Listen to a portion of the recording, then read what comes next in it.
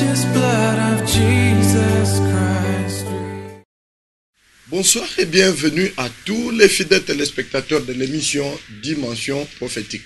Nous avions promis lors de notre dernière livraison de revenir avec le thème « Les réalités du monde invisible » et nous sommes là. Il y a un adage qui dit que la vie est un combat. Et vite, nous nous sommes rendus compte que même le chrétien est en lutte perpétuelle, selon que la Bible dit que nous n'avons pas à lutter contre la chair et le sang. Que peut donc nous inspirer ce passage de la Bible? Comprenez donc le passage dont nous avons donné le contenu tout à l'heure. Pour débattre du sujet, nous avons reçu sur ce plateau de Dimension prophétique le pasteur Yves Kalo. Pasteur Yves, bonsoir. Bonsoir. Merci beaucoup d'être des nôtres. Vous allez souffler un petit moment, le temps pour moi de dire aux fidèles téléspectateurs que Prince Watini est encore là. Bonsoir Prince. Bonsoir Divin. Merci beaucoup d'être là une fois de plus. Pasteur Yves, nous avons pris une pensée de la Bible. C'est l'apôtre Paul qui rend cette pensée. Il dit, nous n'avons pas à lutter contre la chair et le sang. On s'arrête juste là parce que la lecture est longue. Alors, qu'est-ce que cette pensée de la Bible, nous n'avons pas à lutter contre la chair et le sang, peut nous inspirer à nous, peut inspirer aux fidèles téléspectateurs, les nombreux fidèles téléspectateurs, bien entendu, qui sont en train de nous suivre en ce moment. Merci beaucoup pour la question. Donc, nous voulons dire directement que le passage que Paul nous venons de lire sur le passage de Paul, là où il dit que nous n'avons pas lutté contre la chair et le sang. Au fait, Paul ne fait que relayer ce que Jésus-Christ avait déjà dit. Oui. Bon, maintenant, pour mieux saisir, parce que quand Jésus dit, par exemple, dans Luc chapitre 4, l'Écriture déclare, dans Luc chapitre 4, lorsqu'il arrive au temple, plutôt dans la synagogue, qu'on lui remet le livre du prophète Ésaïe, il fait la déclaration suivante. Je m'en vais lire, nous sommes dans Luc 4, je suis au verset 17. Il dit, on lui remet le livre du prophète Ésaïe, l'ayant déroulé, il le trouva à l'endroit où il était écrit, l'Esprit du Seigneur est sur moi, parce qu'il m'a oint pour annoncer une bonne nouvelle aux pauvres, il m'a envoyé pour guérir ceux qui ont le cœur brisé, pour clamer aux captifs la délivrance, aux aveugles le recouvrement de la vie, et renvoyer libres les opprimés. Donc là, nous voyons que Jésus-Christ est venu en combat. On dit là-bas, il vient pour libérer les captifs. Vous voyez, les délivrer, libérer les prisonniers. Donc là, nous voyons donc qu'il s'agit d'une lutte, d'un combat. Parce que lorsque même, c'est ce que ce passage nous inspire. Parce que quand il continue, il commence à chasser les démons, et ça réveille tout le monde. On comprend directement que nous avons affaire à deux royaumes. Donc la réalité de deux royaumes est mise vraiment en évidence. Quel royaume? Le royaume de Dieu et le royaume de Satan. Le royaume de lumière et le royaume des ténèbres. La puissance des ténèbres et la puissance de Dieu. Donc nous voyons donc les deux réalités du bien et du mal. Nous voyons cela. Donc déjà ici, quand Jésus vient, il vient libérer les captifs. Donc il y a des gens qui sont captifs. Même lorsqu'il délivre, par exemple, la femme qui avait le dos courbé là, Jésus dit que Satan tenait lié cette femme. Or, les liens, les chaînes, les liens dans la Bible sont utilisés dans la Bible dans un sens, je vais dire symbolique. Parce que les liens, en réalité, ce ne sont pas des liens charnels comme ça. Les chaînes ne sont pas des chaînes charnelles. Il s'agit plutôt des forces invisibles. Vous voyez cela, qui hantent les hommes. Par exemple, quand la femme là, on dit qu'elle était liée. Sur elle, vous ne voyez pas la chaîne, mais vous la voyez courbée. Vous la voyez déformée.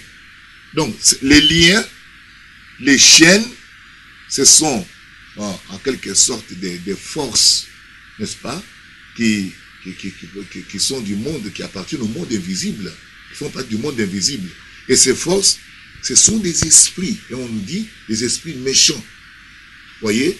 Et ces esprits méchants-là ont, par exemple, lorsque nous prenons l'homme, par exemple, l'homme de Gadara, il était devenu fou, on nous dit qu'il était nu, il s'est blessé, crié, il était dans les cimetières tout le temps en train de crier. Vous voyez, on dit que cette personne est liée. Mais vous ne verrez pas les chiens.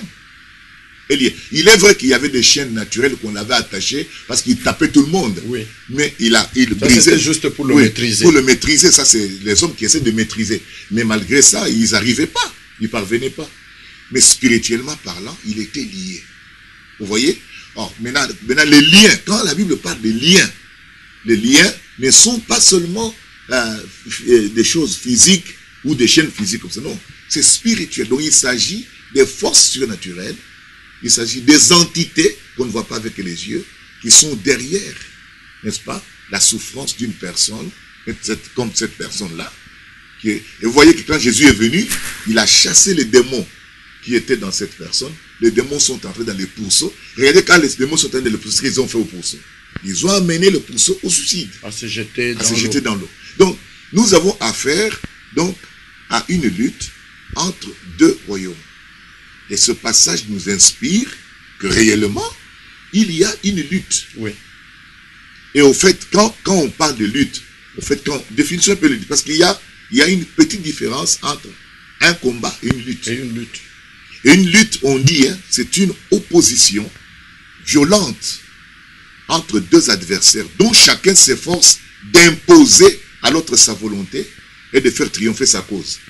Vous voyez? Donc chaque royaume veut faire triompher sa cause sur la terre. Or, l'homme, sa demeure est sur la terre. La terre lui a été donnée demeure comme son domaine de jouissance, son domaine de réalisation, etc. Alors il subit il subit cette lutte-là. Comme nous avons dit la fois passée, là, que la lutte là, qui était au ciel est venue maintenant sur la terre. Permettez que je vous pose un peu une question. Oui. Sur base de la pensée que Tivin Patrick a repris dans sa présentation. Oui. Il a soulevé quelque chose qui est connu par beaucoup de gens, la pensée qui est souvent exprimée disant que la vie est un combat. Oui. Cette pensée paraît brève, mais renferme beaucoup de choses. Et moi, je voudrais un peu m'orienter. Maintenant, le fait que ces combats, et le chrétien aussi soit concerné. Devenant chrétien, l'homme a fui évidemment ces combats-là. Il se retrouve dans son identité de chrétien, il est concerné par les combats. Vous pouvez un peu nous éclaircir? Je voudrais peut-être aussi, pasteur, ajouter quelque chose sur la pensée des princes.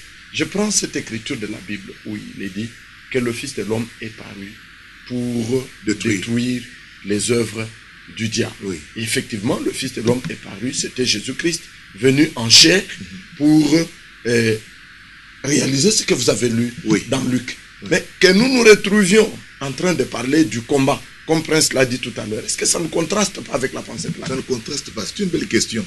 Parce que là, nous voyons, quand nous lisons dans Éphésiens, que nous venons de lire là, et il déclare que revêtez-vous de toutes les armes de Dieu, afin de pouvoir tenir ferme contre les risques du diable. Donc ici, si vous remarquez très bien, c'est pourquoi je parlais de la lutte. C'est-à-dire, au fait, Dieu nous a délivrés. Dieu a réalisé pour nous, donc, le salut. Au fait, la rédemption, c'est quoi? C'est la délivrance par le paiement d'un prix. Mais le diable ne veut pas vous laisser. Parce qu'il a été vaincu, il ne veut pas vous laisser. Il ne veut pas lâcher le morceau qu'il avait déjà pris.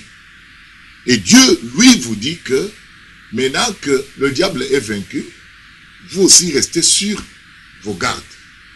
C'est ça, c'est à cela que consiste vraiment le passage. Vous voyez cela? C'est-à-dire que vous occupez un terrain et on vient pour vous déloger. Pour vous déloger. Alors vous résistez. Vous devez résister. Vous devez résister. C'est-à-dire que vous n'attaquez pas. Vous n'attaquez pas.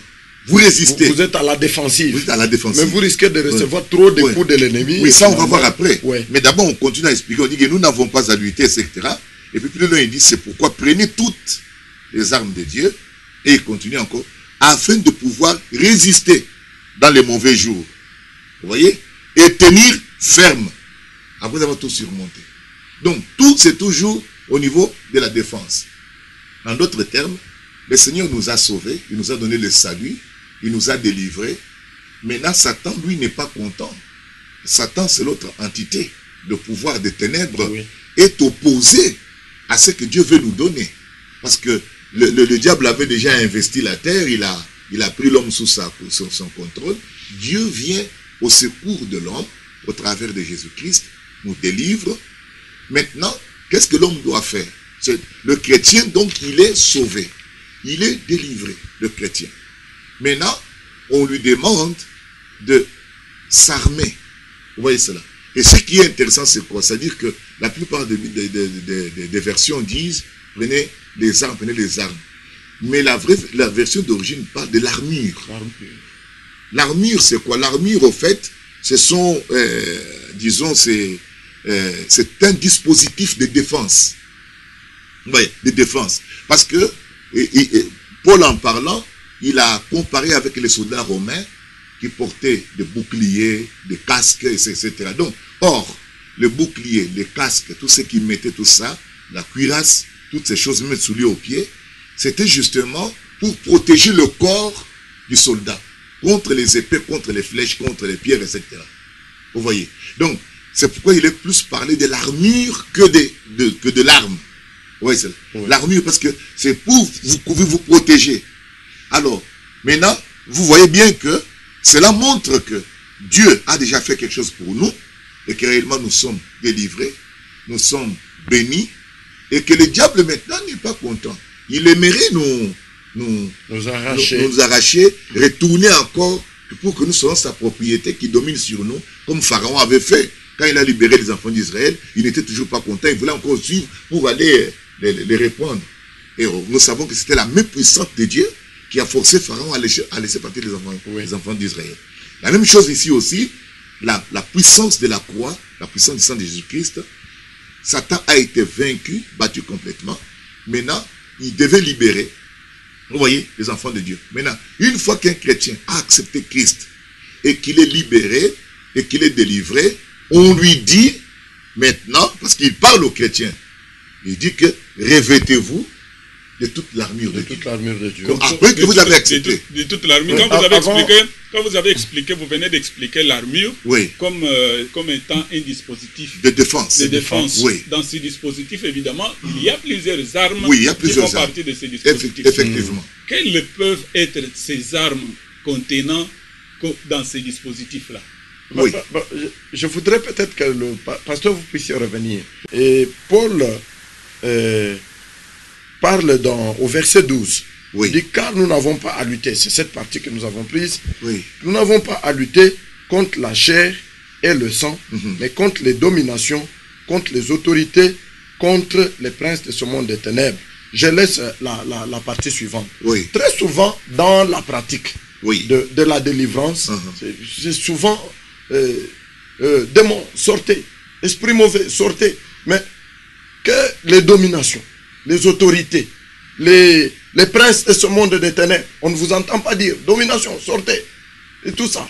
Qu'est-ce que cela peut signifier? Domination et esprit mauvais, c'est deux choses différentes, c'est la même chose. Donc, avant que vous puissiez prendre la question des princes. Oui, parce que la question des princes c'était déjà autour des armes. Quel pouvoir que sont les armes. Mais ici, quand nous étions d'expliquer, on expliquait d'abord la position dans laquelle se trouve le croyant, parce qu'il avait posé une question fondamentale dès le début là. C'était que, parce qu'il fallait comprendre, on dit là-bas que la vie est un combat, mais est-ce que le chrétien sera en perpétuel combat ou comment c'est des choses comme cela. Il fallait qu'on comprenne en quoi consistait ce combat. En réalité, nous avons montré que ici il s'agit de quoi? Il s'agit d'un chrétien qui a été libéré, parce que le passage s'adresse aux chrétiens, et on dit à ce chrétien de s'armer. C'est là, de porter l'armure. Donc ça veut dire qu'il doit se protéger. Vous voyez? Donc il y a une responsabilité là. C'est-à-dire qu'une fois que le chrétien a accepté Christ et qu'il a reçu son salut, le Saint-Esprit est venu dans son cœur, il est affranchi, il est pardonné, etc. On demande au chrétien de porter son armure. On ne peut porter cette armure que celui qui est déjà libéré. Que celui qui est libéré. Parce que tu es prisonnier, comment tu vas porter l'armure? C'est impossible. Donc c'est un aspect, nous devions signaler ça bien avant de continuer même plus loin. C'est-à-dire que et on s'adresse aux chrétiens qui est déjà sauvé, qui a reçu Christ, ses péchés sont pardonnés, il est lavé par le sang de Jésus, il a reçu le Saint-Esprit, Dieu l'a libéré des démons, des esprits mauvais qui le dérangeaient, il est maintenant libre. Maintenant on lui dit, tu dois prendre l'armure Parce que le diable qui est parti là, il ne restera pas tranquille. Jésus l'a expliqué. Il a dit que lorsqu'un démon est chassé, alors on lui dit que le démon peut sortir et il va errer dans les lieux arides. Mais maintenant il s'est dit, bon, je n'ai plus où aller. Puis il revient voir la maison qu'il occupait, c'est-à-dire l'individu. Il trouve que la maison est balayée, c'est-à-dire nettoyée par la parole. Mais elle est vide, c'est-à-dire elle n'est pas occupée. Qu'est-ce qui devait occuper cette maison? C'est le Saint-Esprit qui devait entrer maintenant dans cet individu pour ne pas laisser la place vide. Sinon, le démon regarde et c'est vide, il va chercher cet autre esprit. C'est donc à cela que consiste la ruse dont il est question dans la Bible. Oui, on arrivera à la ruse. Maintenant, il prend les autres démons, il est plus fort que lui, et ils viennent maintenant investir cet homme, entre en lui, et Jésus dit que la condition de cet homme sera pire que la première. Auparavant. Or, Jésus, c'est lui qui nous donne, c'est-à-dire cet avertissement. Et il nous met, et ça, vraiment, il nous donne la lumière là-dessus. Les tactiques du combat en question. Ah, on va dire comment. Maintenant, quand maintenant, par la croix, par l'œuvre qu'il a accomplie à la croix, il nous a délivrés, il nous demande directement de prendre l'armure pour ne pas tomber dans les cas de cette personne ici. Vous voyez, il avait déjà expliqué ça, que le démon, quand il part, il cherchera à revenir. Vous voyez, alors, s'il revient, alors il doit trouver que tu es déjà armé maintenant. Vous voyez, comme ça, il ne peut pas tenir ça. C'est pourquoi on dit maintenant au chrétien, il doit résister, il doit tenir ferme. Que le diable ne puisse plus le replonger, n'est-ce pas, dans les cauchemars dans lesquels il était, dans les ténèbres, dans le péché, etc. Donc, il ne peut pas faire encore cela. Donc, nous avons une responsabilité, n'est-ce pas, de prendre l'armure que Dieu nous offre afin de nous protéger. Voilà quoi que c'est. Parce que les démons et nous n'avons pas les mêmes objectifs. Voyez-vous cela? Ils ont leur monde, ils ont leurs histoires. Est-ce que l'usage de l'armure pour un chrétien, bien sûr, vous le dites que lorsque quelqu'un il croit en Christ, il est vraiment revêtu et il est né de nouveau, tout ça. Est-ce que utiliser les armes dont il est question dans la Bible, ça demande un enseignement particulier, ça demande une initiation particulière? Est-ce que juste que le chrétien est né de nouveau, il a cru en Jésus-Christ, il est lavé, tout ça, d'emblée, il va commencer à se servir de ses armes, ou ça lui demande une initiation donc, ça demande tout simplement un enseignement, il doit être formé. Ce que tu dis est vrai, est vraiment fondamental. Nous voyons à Pentecôte, ils ont reçu le Saint-Esprit. La Bible dit qu'il y avait 3000 âmes qui étaient converties, mais la Bible dit quoi? Ils persévéraient dans l'enseignement des apôtres, dans la communion fraternelle et dans les prières. Donc ils ont persévéré. Maintenant, certainement que, parce que ce qu'il explique ici, ce que Paul dit ici, je crois qu'ils l'ont enseigné eux tous, à tous les chrétiens de ce temps-là qui croyaient. Il leur disait qu'écoutez, votre adversaire, le diable, rôde autour de vous. Nous avions lu un passage ici de 1 Pierre. Oui. Il dit que le diable rôde autour de vous. Vous voyez, on met le chrétien en alerte, on lui signale. On lui dit que non, le diable là, il est vrai que tu es délivré, mais il rôde. Alors, c'est dans ton intérêt de porter l'armure pour te protéger. Et voilà même le passage en question qui parle c'est dans Pierre là, où il dit que votre adversaire, soyez sobre, car votre adversaire, le diable, rôde autour de vous comme un lion cherchant qui dévorer. On dit résister. Vous voyez, c'est toujours résister. Donc résister, lui, avec une foi ferme. Or, la foi, c'est l'une d'armure qui est justement signalée parmi l'armure que l'homme doit prendre, le chrétien doit prendre plutôt. Donc, nous trouvons la foi est là-bas considérée comme le bouclier. On dit que avec la foi, vous pouvez éteindre tous les traits, c'est-à-dire les flèches enflammées du malin qui tirent sur le croyant. Donc, ici, nous ne devons pas nous perdre, parce qu'ici, vous devez savoir qu'il y a vraiment un combat. Le diable tire des flèches contre le croyant.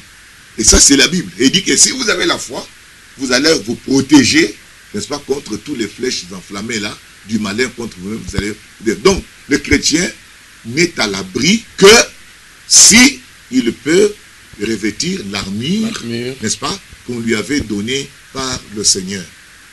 Maintenant, parmi ces armures, comme tu avais posé la question, c'est-à-dire ces armures-là lui permettent de résister contre les assauts de l'ennemi. Parce qu'ils cherchent à diriger ce monde. Ils veulent contrôler, ils veulent nous maintenir dans la servitude, dans la prison, dans les maladies, dans le péché. Le péché que nous voyons là, c'est le diable qui est derrière. Quand nous voyons tout ce que nous voyons dans le monde ici, c'est le diable qui est derrière, en train d'amener les gens à faire les tueries. Prenez par exemple dans notre pays, le koulouna, tout ça, qui déchire le ventre d'une femme enceinte, qui fait des histoires, qui font des histoires. C'est ce que vous voyez là. C'est le démon qui est derrière.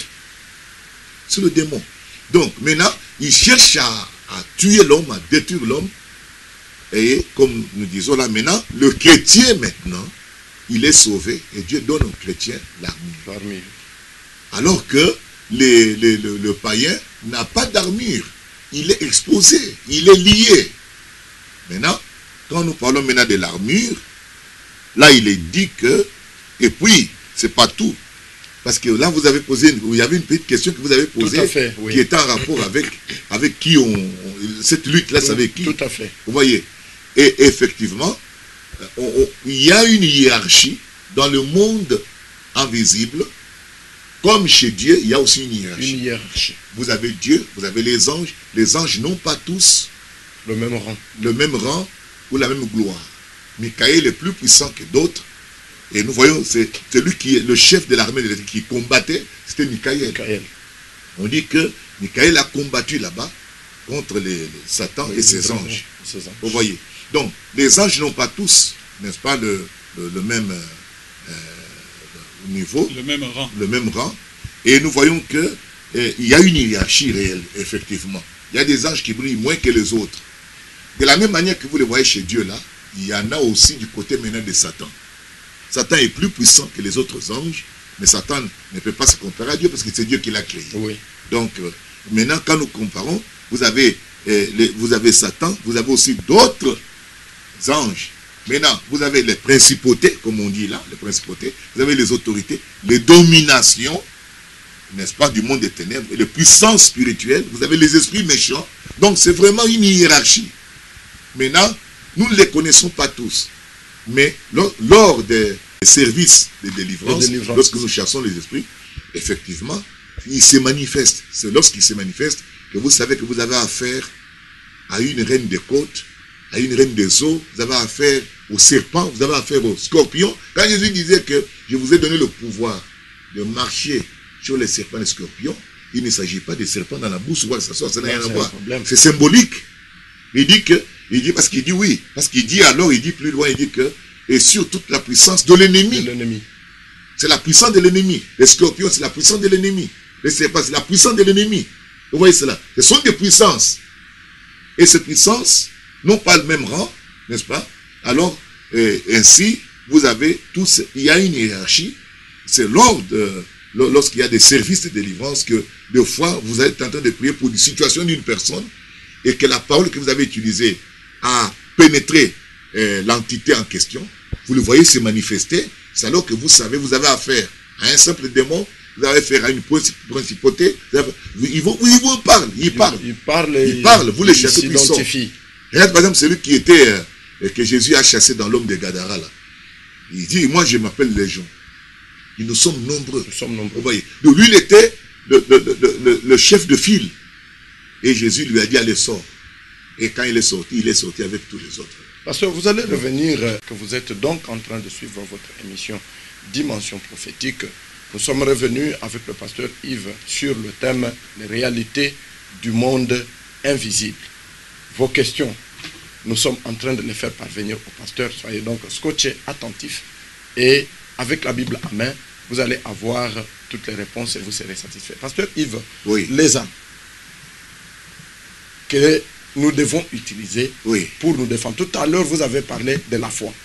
Je ne pense pas que la foi à elle seule soit suffisante. Est-ce qu'il n'y a pas tel beaucoup d'armes avant même qu'on ne puisse vous dire, bon, les armes sont là, mais on peut avoir des armes, on ne sait pas les utiliser, mais nommez-nous d'abord quelles sont les armes qui sont à la portée du croyant pour qu'il puisse tenir résister dans le combat. Ok. Nous sommes là au verset 13 du passage d'Éphésiens 6. Là, il dit, c'est pourquoi prenez toutes les armes de Dieu afin de pouvoir résister dans les mauvais jours et tenir ferme après avoir tout surmonté. Au 14, il déclare, tenez donc ferme. Ayez à vos reins. La première arme, la vérité pour ceinture. Et il considère que la ceinture, n'est-ce pas, ou la vérité, c'est ça la ceinture. C'est ça la ceinture. Vous voyez. Donc, alors, la vérité... Permettez, oui. Il se peut que j'ai du mal à revenir sur un petit élément que oui. vous avez lu, parce que quand vous serez déjà en train de parler des armes, je ne saurais pas vous ramener encore derrière. Lorsque Paul dit « restez debout », à quoi il fait exactement allusion? Oui, rester debout, c'est-à-dire, les autres, quand ils viennent, c'est pour te renverser. C'est-à-dire prendre contrôle sur vous. Vous voyez cela? C'est ça, en fait. Ils viennent pour prendre contrôle sur vous. Donc, quand on prend contrôle sur vous, vous êtes dominé. C'est comme dans une lutte. Lorsqu'on se bat, on maîtrise l'autre par terre. Donc, c'est ça, être maîtrisé par terre comme cela, c'est ça justement. Donc, c'est le symbole de la défaite. Oui. Vous êtes être vaincu. Vous êtes vaincu. Alors maintenant, rester debout, c'est-à-dire vous résistez. Quels que soient les assauts, etc., vous êtes resté debout, vous avez résisté. Et c'est-à-dire que vous avez vaincu, que vous avez repoussé l'ennemi. Oui. Oui, donc c'est un sens tout à fait spirituel. Oui. Maintenant, ici, lorsqu'il dit maintenant, la première arme, il parle de la vérité. Et il considère que la vérité est une ceinture. Nous allons l'expliquer tout à l'heure. Oui. Et puis il dit, revêtez-vous de la cuirasse de la justice. La cuirasse, on l'enveloppait sur le corps. C'est un habit comme un gilet, n'est-ce pas? Il est métallique, comme on le fabriquait en ce temps-là. Et il dit, portez cela. Ensuite, mettez pour chaussure à vos pieds le zèle que donne l'évangile. Il considère que le zèle, ce sont des chaussures. Vous savez qu'avec les chaussures, tu peux marcher aux endroits où il y a des épines et des pierres. Et en tout cas, ton pied est protégé parce que tu as des chaussures. Et alors, il considère que les ailes de l'évangile sont réellement, ce sont des chaussures. Et puis, il dit, prenez par-dessus tout le bouclier de la foi, voyez, avec lequel vous pourrez éteindre tous les traits, donc les flèches enflammées du malin. Prenez aussi le casque du salut. Voyez. Donc d'abord, il considère la foi comme un bouclier. Un bouclier, c'est ça la forme de couvercle, n'est-ce pas, mais qui était grand, puissant et très fort, avec lequel on peut barrer les flèches. Oui, barrer les flèches, barrer même les javelots ou quoi que ce soit, ou l'épée même. Vous voyez, le bouclier de la foi. Alors, il utilise, il dit que donc, il dit la foi nous sert de bouclier. Et ensuite, il dit que le casque, n'est-ce pas, du salut. Alors, le casque, c'est le salut. Vous voyez. Or, donc le salut, c'est ça le casque. Donc, or, le casque, c'est quoi? C'était une protection de la tête. Vous voyez, pour ne pas être blessé à la tête, etc. Il portait un casque métallique, un casque d'airain qu'il portait, et ça les protégeait contre les blessures sur la tête. La tête était bien protégée. Mais il considère que le salut est un casque. Vous voyez. Oui. Donc celui qui a déjà reçu le salut, il a déjà un casque. Vous voyez, il a un casque avec lui. Et ensuite, il dit l'épée, et l'épée de l'esprit qui est la parole de Dieu. L'épée, alors, il dit la parole de Dieu, c'est une épée. Bien sûr que la Bible dit que la parole de Dieu est une épée à double tranchante, etc. Plus tranchante qu'une épée à double tranchant. Donc, c'est l'épée. Or, l'épée est particulière. Pourquoi? Parce que l'épée peut servir de défense en parant, mais l'épée peut attaquer. Vous voyez, peut attaquer l'ennemi. Donc, la parole. Donc, voilà un peu les armes. Alors, les armes, maintenant, nous disons, elles sont spirituelles, mais on les a comparées d'une façon figurée, de manière à comprendre que le chrétien a des armes, il a une armure, et qu'il doit garder, qu'il doit porter. Il a la responsabilité de les porter. Quelles sont ces armures? La vérité, le zèle de l'évangile, la justice, l'épée de l'esprit, la foi. Vous voyez cela? Deux choses qu'il doit avoir ces choses-là pour voir. Et ensuite, il parlait de la prière. Vous avez vous-même dit oui, que ces armes sont spirituelles. Spirituelles. Alors, comment le chrétien qui reçoit de la parole de Dieu le conseil d'avoir ces armes et de les utiliser. Comment va-t-il utiliser ces armes? Parce que ces armes sont spirituelles. Oui, ces armes sont spirituelles. N'oubliez pas que le domaine d'activité de l'Église, c'est dans le monde des esprits. Bien que l'Église est sur la terre, mais l'Église ne lutte pas contre les êtres humains, mais il lutte contre les entités spirituelles qui entrent dans les hommes pour perpétuer leur méchanceté, perpétuer leur mal. Maintenant, quand je regarde mon frère, je regarde ma soeur, je regarde un frère, je ne vois pas mon frère, je vois l'entité qui est derrière. Comme Jésus, quand il a regardé l'homme de Gadara, lui ne voyait pas seulement l'homme de Gadara, il voyait les démons qui étaient dans l'homme de Gadara, et son but était de chasser ces démons pour que l'homme soit libéré. Vous voyez, une fois les démons chassés, l'homme est devenu normal. Il a même pris son bain, il est venu s'asseoir à côté de Jésus, il était là et tout le monde était étonné, n'est-ce pas, de ces grands miracles qui étaient arrivés. Donc, nous nous rendons compte que ces armes-là sont spirituelles, mais vous les recevez par le Saint-Esprit. Oui. Pourquoi? Parce que la vérité, quand vous recevez la vérité, c'est lorsque vous avez reçu Jésus-Christ. Vous avez reçu la parole de Dieu. On dit que l'évangile de votre salut, la parole de la vérité. Et on considère que cette parole, c'est une ceinture. Or, la ceinture dans l'armure romaine, qu'ils avaient en ce temps-là, qu'est-ce qui se passait? La ceinture semblait connecter, n'est-ce pas, toutes les autres parties de l'armure. Oui. Donc, maintenant, la vérité vous entoure. Elle vous entoure. C'est-à-dire que le chrétien marche dans la vérité. La vérité est pour lui une armure. Et nous voyons aussi dans la Bible, pasteur, qu'il est arrivé à de certaines époques où les chrétiens ont dû payer de leur sang justement à cause de la vérité. Est-ce que vous pensez, vous imaginez que cette réalité soit réalisable aujourd'hui? Permettez-moi l'expression, aussi que les chrétiens puissent accepter même aujourd'hui de payer de son sang pour la vérité. Parce que, au fait, c'est parce que nous accrochons, n'est-ce pas, à la vie terrestre. Jésus a dit ceci. Il a dit que si quelqu'un croit en moi, vivra, même s'il meurt. Vous voyez, il y a celui qui voudra garder sa vie, la perdra. Donc en réalité, la vraie vie, ce n'est pas celle que nous voyons ici. On dit même le chrétien dort. Quand Jésus-Christ va venir, il va ressusciter. C'est-à-dire en quelque sorte, le chrétien a la vie éternelle. Le chrétien ne meurt pas. Il a la vie éternelle. Donc, ce qui peut se faire, c'est qu'il a quitté seulement ce corps ici. Vous voyez. Donc, et c'est pourquoi pour eux, mourir, Paul dit là-bas, mourir m'est un gain. Parce que vous êtes dans la présence du Seigneur. Mourir est un gain. Donc à ce moment-là, il est prêt à garder la vérité, parce que cette vérité lui garantit la vie éternelle. Vous voyez cela? Alors à part ça, il y avait le zèle de l'évangile. Oui. C'est-à-dire, quand vous avez le zèle, vous ne regardez même pas la persécution. On les persécutait, mais ils continuent à prêcher. On les tuait, ils continuent à prêcher. Vous voyez cela? Donc pour eux, ça ne leur dit absolument rien. Le zèle vous emporte au-dessus de la persécution, au-dessus des injures, au-dessus de l'opposition. Vous vous en foutez, vous continuez à servir le Seigneur. Regardez par exemple Paul, on les met en prison, on les enchaîne, comme des malfaiteurs là. Alors ils n'ont rien volé du tout. Ça ne change rien. Ça change rien. Ils continuent à prêcher. Et puis Dieu vient, il les délivre. Il y a un tremblement de terre et les chiens cassent Dieu. Ils sortent encore, ils continuent.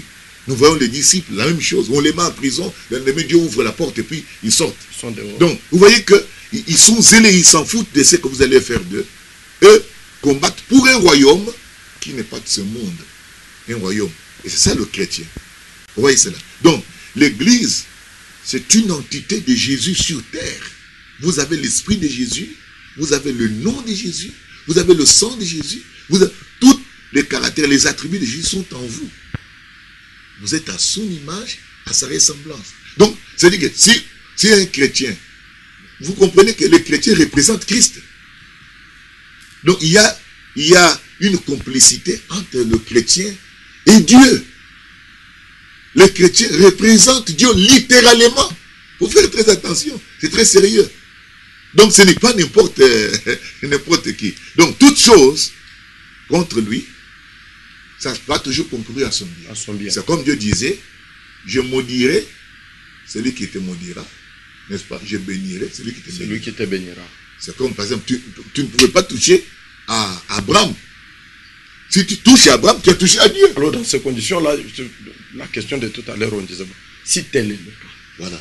Pourquoi c'est donner ce grand travail de commencer à repousser, il faut les laisser venir parce que plus les combats viennent, combien de temps ça va durer et combien de temps va durer ces combats? Plus le combat viennent, je monte, plus les combats viennent, je suis promu. Bien sûr, c'est-à-dire qu'il faut les laisser venir. Oui, mais tu n'empêches pas le combat de venir. Le combat vient de lui-même. Une guerre, même si tu dis que je ne veux pas la guerre, mais la guerre viendra. Vous comprenez? Mais même si vous n'êtes pas pour la guerre, mais la guerre, elle ne vous dit pas que je veux, est-ce que tu aimes que je vienne? Non, la guerre vient. On ne demande pas votre avis. On ne demande pas votre avis. Une guerre est une guerre. Quand Satan veut vous attaquer, il attaque. Il n'a pas besoin de demander votre concours. Non, il attaque. Mais Dieu demande aux chrétiens d'être vigilants. Il dit, veillez.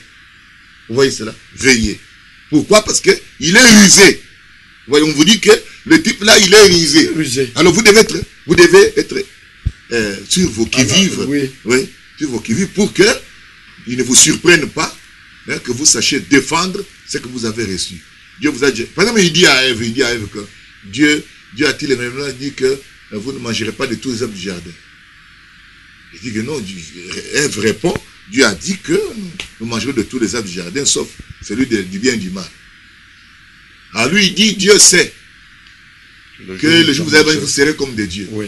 Mais ils étaient déjà comme des dieux, parce que Dieu les a fait à son image. S'ils sont à son image, ils sont comme Dieu. Maintenant, lui, il dit, vous serez comme des dieux. Il est rusé. Maintenant, elle va ignorer qu'elle était déjà Dieu. Pasteur, c'était vraiment chaud avec notre émission d'aujourd'hui. Si il n'y avait pas la climatisation, en tout cas, on aurait transpiré. Nous avions promis aux téléspectateurs de revenir sur ce thème. Ça valait la peine que vous puissiez vraiment entrer en profondeur de tous ces détails. Nos 40 minutes sont terminées. Qu'est-ce que les téléspectateurs retiennent de manière brève sur l'ensemble de tout ce que vous avez dit au cours de cette émission? Nous voulons dire ceci. Le domaine de l'activité de l'Église est spirituel. Ne restez pas sur ce qui est seulement visible. Le domaine dans lequel l'Église doit travailler, c'est un domaine spirituel, le monde des esprits. C'est pourquoi les armes que l'Église a, ce sont des armes spirituelles. Et on nous dit très bien que nous n'avons pas lutté contre la chair et le sang. Le combat pour lequel Jésus était venu, nous libérer de la puissance des ténèbres, nous libérer du royaume des ténèbres, qui est le royaume de Satan.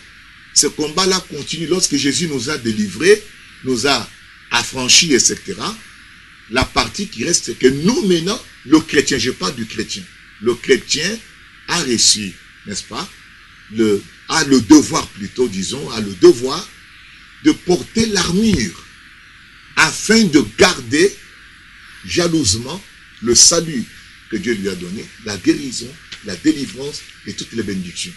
Donc les chrétiens saisissent ces choses au travers de la nouvelle naissance et du baptême du Saint-Esprit. Maintenant, ce qui reste aux chrétiens, c'est quoi? Il doit être enseigné. Parce que tout à l'heure, Frère Prince avait posé une petite question, on n'a pas eu le temps de l'aborder, mais réellement, quand nous écoutons la parole, Dieu nous forme, Dieu nous avertit. Il nous dit, votre adversaire, le diable, rôde autour de vous. Voyez, soyez sur vos qui-vive. Et nous devons être armés pour pouvoir résister et que l'ennemi ne nous vole pas ce que Dieu nous a donné. C'est pourquoi on a parlé de toute l'armure là. Et l'armure là, c'est par le Saint-Esprit, pas autrement. Voilà le peu que nous pouvons dire, c'est de savoir que les difficultés, le combat, le chômage, les maladies, les problèmes que nous rencontrons sont d'ordre spirituel. Derrière toutes ces choses, il y a des entités spirituelles, des esprits méchants, et Jésus était venu combattre contre ces esprits-là. Il les chassait et il nous a donné le mandat de chasser ces mêmes esprits-là. Voilà le peu qu'on pouvait partager avec vous. Que le Seigneur vous bénisse. Avec une vive attente, Pasteur Yves, de vous avoir encore sur le même plateau lors de notre prochaine livraison, nous vous disons infiniment merci, pour tous ces éclaircissements. Merci également à Prince Ouattini. Amis téléspectateurs, nous avons donc terminé, nous avons complètement atterri avec notre programme Dimension prophétique d'aujourd'hui.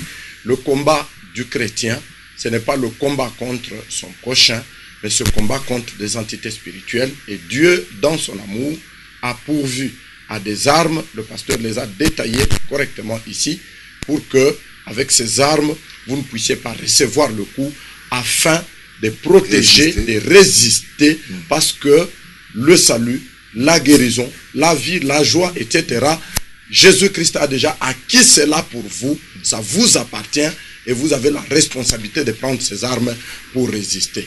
Merci beaucoup de votre fidélité à Dimension prophétique. Un numéro de téléphone au bas de votre écran, c'est pour vous. Réagissez avec des SMS et des encouragements, des questions si vous en avez, pour que le pasteur puisse vous apporter des réponses. Allez sur notre page YouTube pour suivre l'émission si vous n'avez pas eu l'occasion de la suivre intégralement à partir de votre emploi du temps. Allez sur notre page Facebook, réagissez, cette émission c'est pour vous. Amis téléspectateurs, c'est donc terminé pour notre livraison d'aujourd'hui. Que notre Dieu vous bénisse. Bye bye.